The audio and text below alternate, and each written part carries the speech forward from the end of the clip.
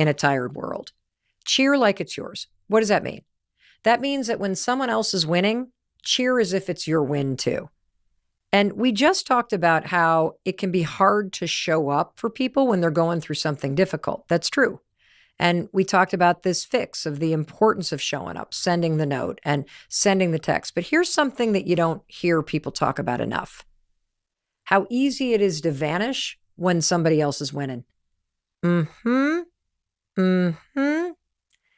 Somebody shares a win. They get a promotion. They publish a big creative project. They go on a great date. Or they finally booked the dentist appointment that they've been putting off for like a year. And what do? We just shrug our shoulders. We say, good for you, and then we move on. Cool, we say, and then we change the subject. Or maybe somebody posts something online and it goes crazy viral, or they get into their dream school and we say, oh, that's awesome. And then we say nothing else. Or worse, we stay silent because we think it's not our news to care about it, to celebrate it, or worse, you actually feel jealous or confronted by it. But science says otherwise. See, this is a tiny fix that is a massive change in your life. There is a concept in psychology called capitalization.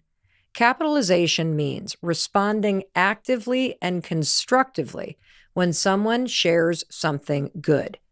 There is this saying that you know who your friends are based on who you share good news with.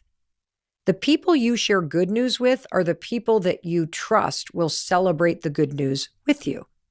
Notice there are lots of people in your life that you don't share good news with because you don't think that they're going to cheer for you as if there's a win. Now, I want you to stop and think as you're nodding along and going, that's true. I can't share my wins with a lot of people in my life because I know they're not celebrating me. Well, let me ask you this. Are you celebrating your friends? Because you might just be one of those people in life. I used to be this person that when people were winning, I felt like I was losing. That when other people got something good, I'd be like, wait, I don't have anything good. I don't want to celebrate the fact that you're in a new relationship because it means I'm not going to be in a new relationship. I don't want to celebrate the fact that you just were able to renovate your kitchen because it means I'm not renovating my kitchen. This is a tiny fix that changed my life. Learning how to live life, understanding that other people's wins are not your losses. And in fact, you want to be the kind of person that cheers loudly for other people's wins. Because the more you cheer for others, the more others cheer for you. And you need that in life. See, when you don't respond to good news, you kind of like, oh, that's great. You brush it off, you change the subject, you stay quiet. It can hurt the relationship. Why? Because silence in response to someone else's engagement or pregnancy announcement, or the fact that they've met someone amazing, or they've gotten a new job, or they finally were able to buy the car of their dreams, you know what that feels like when you're silent? Disinterest. Or worse, disapproval. And you've probably felt that, where you've had something great going on and then nobody's like celebrating authentically with you. And you're like, okay, wait a minute. Am I sounding like I'm bragging? Do they not care? Do I not deserve this? Are they jealous? And this isn't just a theory.